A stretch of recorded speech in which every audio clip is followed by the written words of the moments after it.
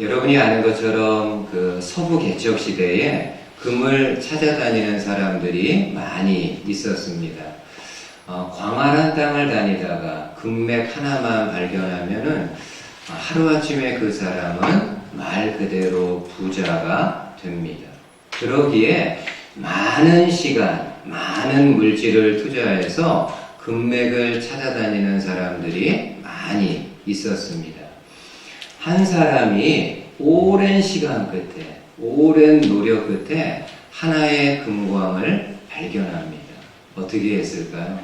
본인의 재산을 다 팔아가지고 그 땅과 그 땅을 팔 수 있는 기구들을 삽니다. 그리고 열심히 땅을 파기 시작합니다. 기대했던 대로, 희망했던 대로 어느 정도의 금을 얻습니다. 그런데 시간이 지날수록 땅을 파도 더 이상의 금이 나오지 않습니다. 그래서 이 사람이 생각하기를 이곳에는, 이 땅에는 더 이상의 금이 없나 보다, 이렇게 생각하고 그 땅하고 모든 기구들을 헐값에, 싼값에 다른 사람에게 팔아버립니다. 근데 이 땅을 산 사람은요, 좀 생각이 달랐습니다.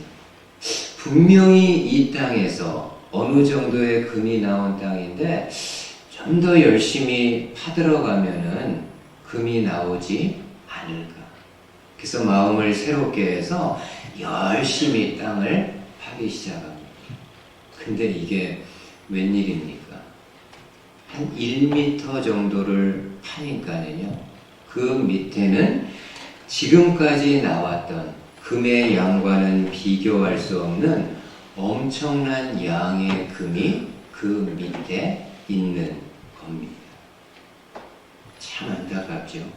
이전의 사람이 좀 더 인내심을 갖고 좀 더 기다리는 마음을 가지고 1m만 더 팠으면은 얼마나 좋았을까요?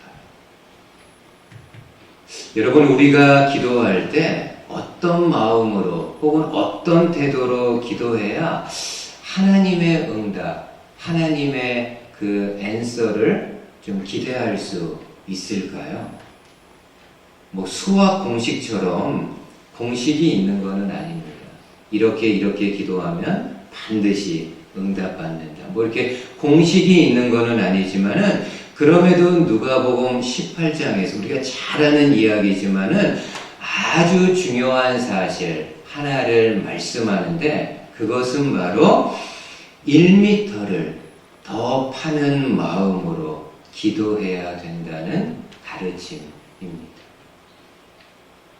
어느 도시에 재판관이 있습니다. 근데 이 재판관이 어떤 재판관인가 하면은 하나님도 두려워하지 않고요, 사람들도 무시하는 재판관입니다. 말 그대로 아나무인의 재판관입니다. 근데 그 도시에 한 과부가 있었는데요, 이 과부에게 어떤 억울한 일이 생겼는지 날마다 이 재판관을 찾아와서 본인의 억울한 일을 해결해 달라고 호소를 합니다. 여러분, 과부는 어떤 사람입니까? 지금도 좀 그렇지만 고대에는 사회에서 가장 소외받는 계층이고 가장 연약한 계층의 사람입니다. 그러다 보니까는 상류층에 있는, 최상류층에 있는 재판관이 뭐가 아쉬워서 가난한 여인의 이야기를 들어주겠습니다. 게다가 이 재판관은 어떤 사람이라고요? 하나님을 두려워하지 않는다. 하나님도 두려워하지 않는 사람이 저 밑에 있는 가난한 한 여인의 호소를 들어줄 리는 만무합니다. 근데 놀라운 일이 벌어집니다. 놀랍게도 하루는 이 재판관이 과부의 어려움을 해결해 줄 거를 결심합니다. 이야, 와, 어떻게 재판관이 이런 결심을 하게 됐을까요? 그가 이야기합니다. 한번 보세요. 이 과부가 나를 번거롭게 하니 내가 그 원한을 풀어주리라. 그렇지 않으면 늘 와서 나를 괴롭게 하리라. 이 과부가 매일 나를 번거롭게 하니 내가 그 원한을 풀어주리라. 그렇지 않으면, 내가 해결해 주지 않으면 늘 와서 나를 괴롭게 할 것이다. 여러분, 재판관이 여인의 요청을 들어주기로 결심한 이유는 하나입니다. 만약 내가 해결해 주지 않으면 이 여인이 밤낮 매일 나 찾아와가지고 번거롭게 할 것이기 때문이라고 말씀합니다. 그러니까 이 과부는요, 어떤 마음인 건가요? 1m를 더 파는 마음으로 매일 재판관을 찾아갔고 결국에 재판관의 응답을 받습니다. 예수님은 이 비유를 하고 바로 이야기를 합니다. 하물며 하나님께서 하나님이 택한 당신의 자녀들이 밤낮 부르짖는 거, 밤낮 하나님께 기도하는 거를 하나님이 듣지 않겠습니다. 불의한 재판관도 번거로워서 여인의 그 요청을 들어주었는데 사랑의 하나님께서 하물며 당신이 택한 사람들 자녀들이 밤낮 부르짖는 거 하나님이 외면하겠느냐, 이루어 주실 것을 말씀을 합니다. 저와 여러분이 어떤 기도 제목 가지고, 당연히 기도 제목 있죠. 가정, 내 개인, 여러 가지 기도 제목이 있습니다. 그 기도 제목을 가지고 포기하지 않고 1m를 더 파는 심정으로 하나님께 기도할 때 하나님은 우리의 기도에 귀를 기울이십니다. 오늘 우리가 읽은 본문 있잖아요. 이 본문은요, 이 같은 사실을 더 강하게 강조합니다. 더 보여줘요. 여러분, 한 번은 예수님이 제자들과 함께 두로와 시돈 지방, 이방인 지역입니다. 두로와 시돈 지방에 가셨을 때 한 가나안 여인이 예수님을 향해서 크게 외칩니다. 소리칩니다. 주님, 예수님, 내 딸이 흉악한 귀신 들렸는데 내 딸을 좀 고쳐주십시오. 이 여인이, 어머니가 예수님께 절규하는 겁니다. 내 딸이 흉악한 귀신에 들렸는데 좀 예수님이 고쳐주십시오. 어머니가 절박한 마음으로 예수님께 호소합니다. 근데 예수님의 반응은 어떻습니까? 아무 대답이 없습니다. 아무 대답도 해주지 않아요. 평소 예수님의 모습하고는 잘 매치가 안 되죠. 평소 예수님 가난한 사람, 힘든 사람들 긍휼히 여기고 사랑의 마음이 있는데 평소 예수님의 모습하고는요 잘 매치가 되지 않습니다. 근데 그럼에도 여인이 예수님께 호소하는 거죠. 근데 제자들이 오히려 마음이 민망합니다. 이 여인이 예수님께 간절히 호소하는데 예수님이 아무 대답도 하지 않는 것을 보고는 오히려 민망해서 예수님에게 말합니다. 주님, 한 여인이 예수님에게 호소합니다.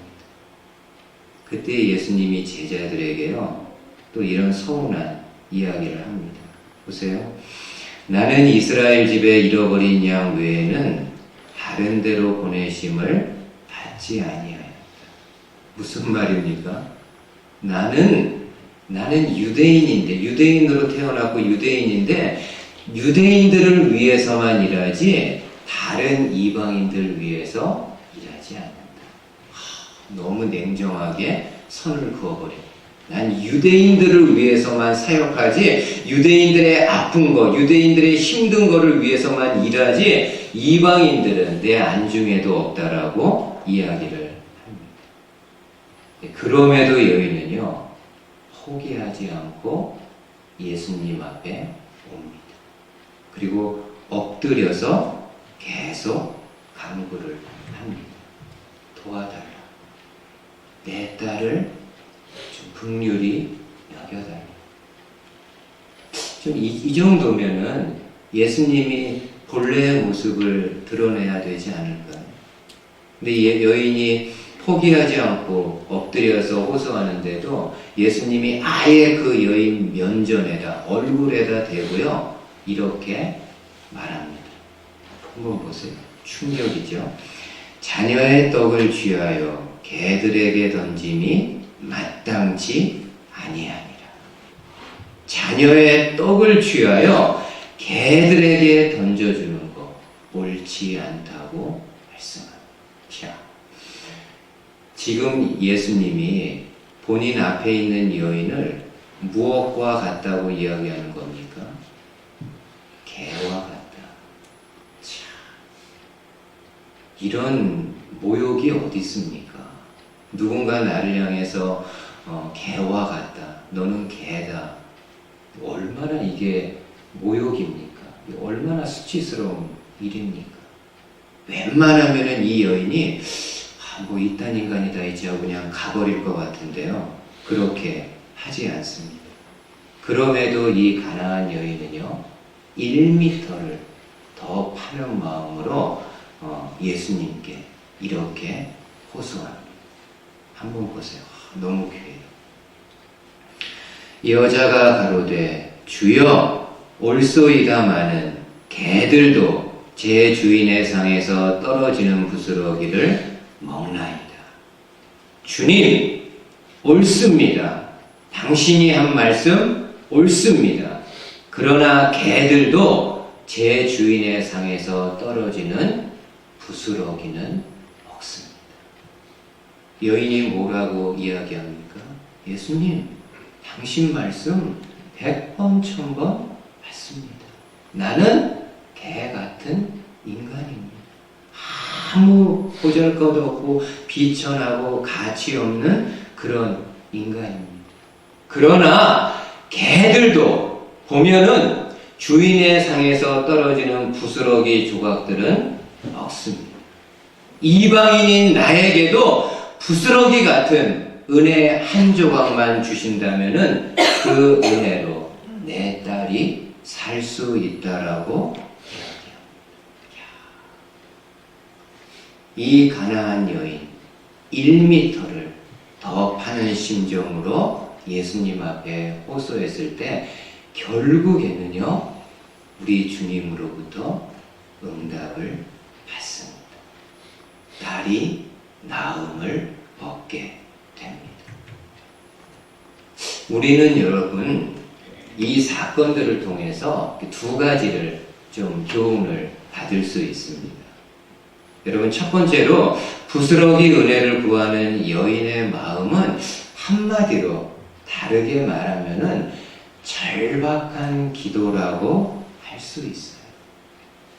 예수님만 할 수 있습니다. 예수님만 해결할 수 있습니다. 주님만 도울 수 있습니다. 주님만 나의 이 힘든 상황을 헤아리고 해결할 수 있습니다.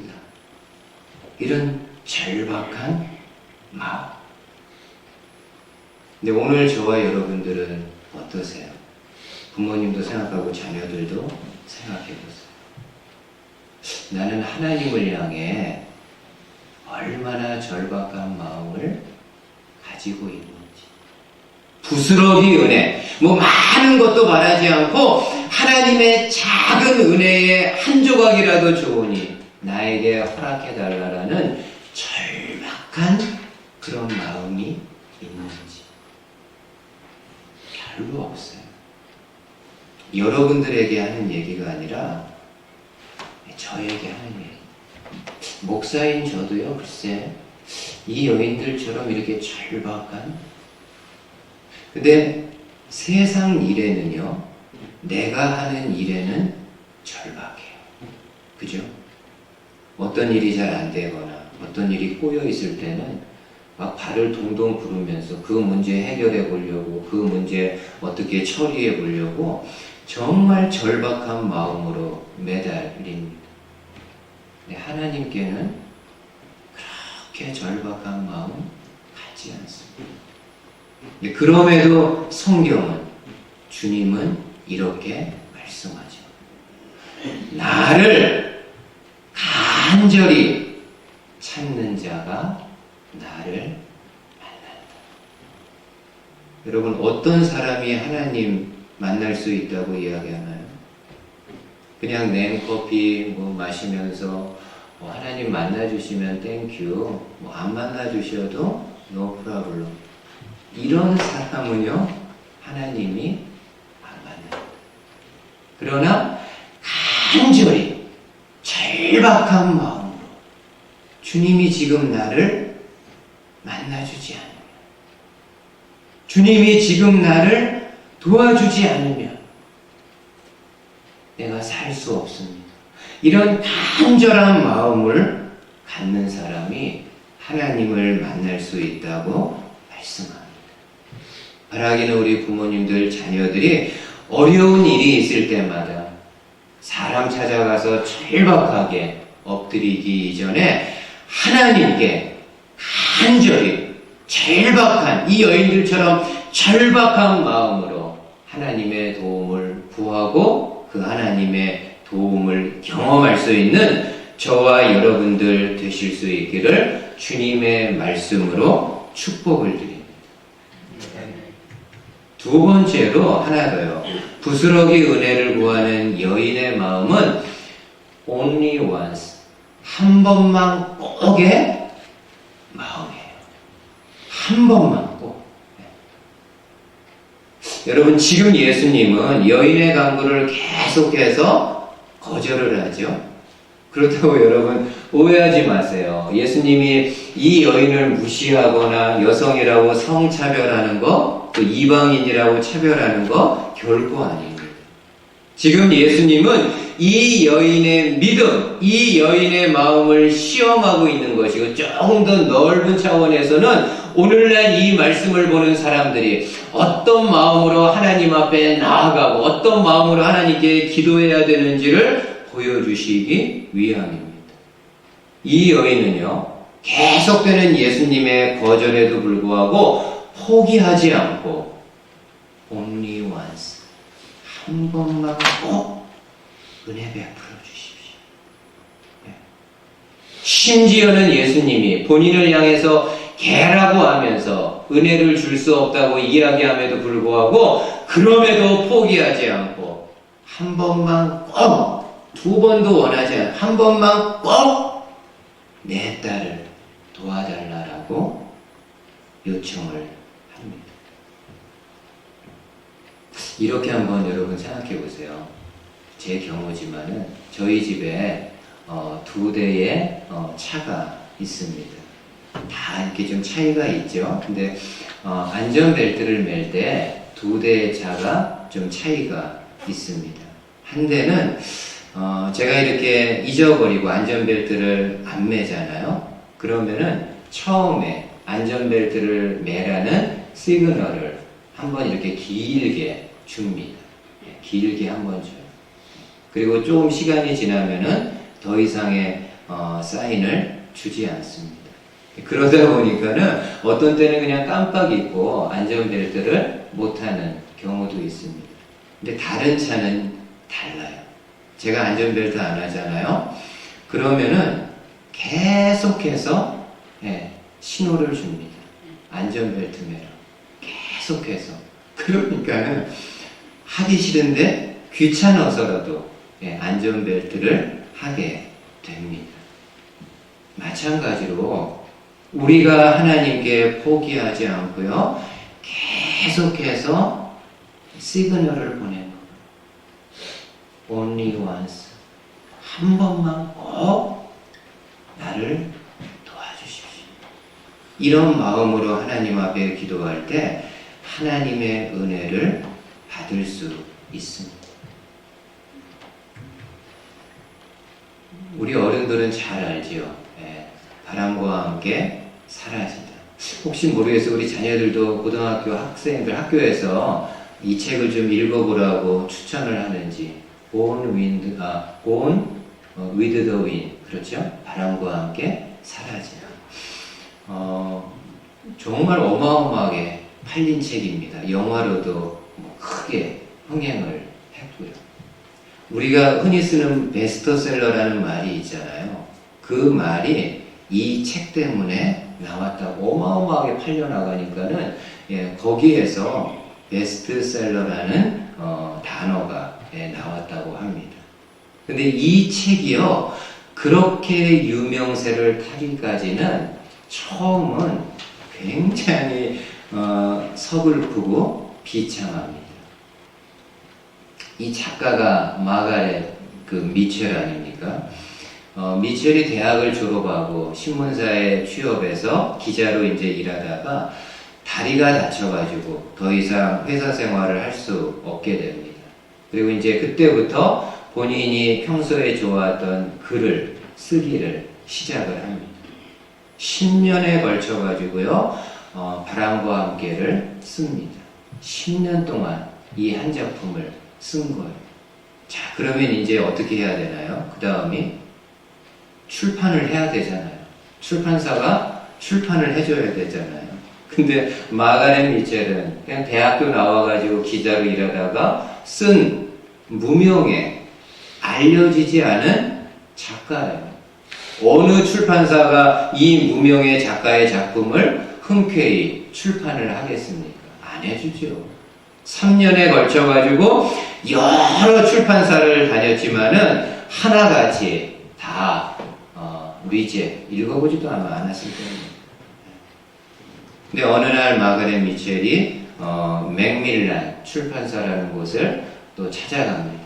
1m를 더 파는 마음으로 찾아갑니다.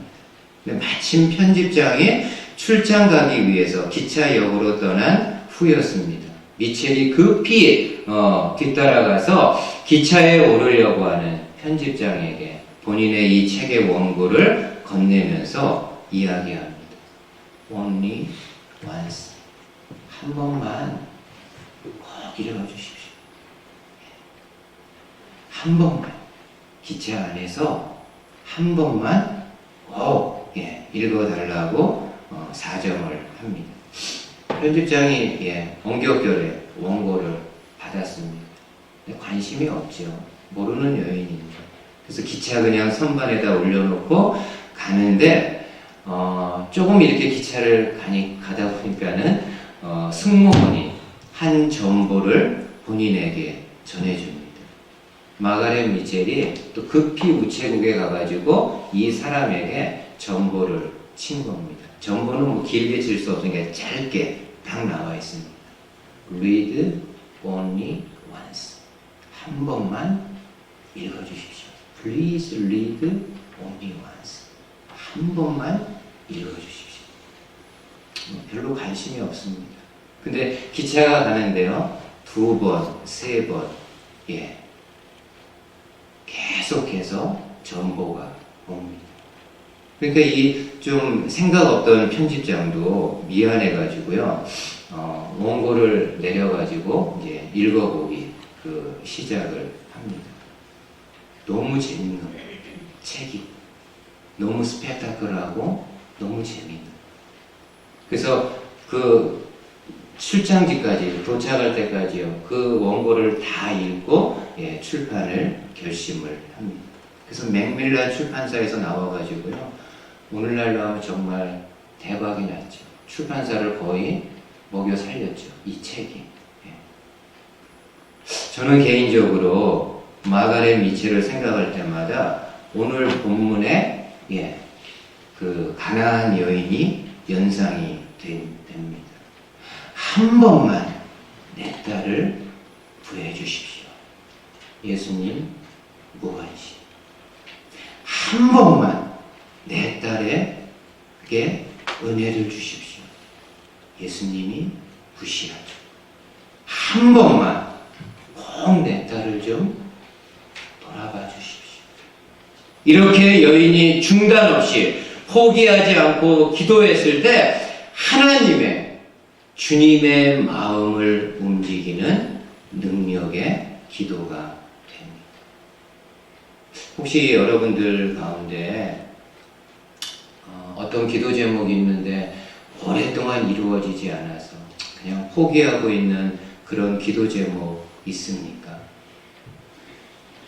필요한 기도 제목이라면요, 오랫동안 했어도 안 됐지만은 필요하다고 하면은요, 1m를 더 파보는 심정.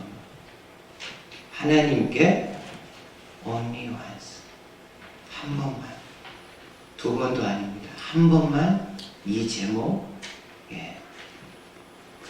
들어주십시오. 절박한 마음으로 기도해서 결국에는 그 기도의 열매를 맛볼 수 있는 저와 여러분들 되실 수 있기를 주님의 말씀으로 축복을 드립니다. 아멘. 기도하겠습니다.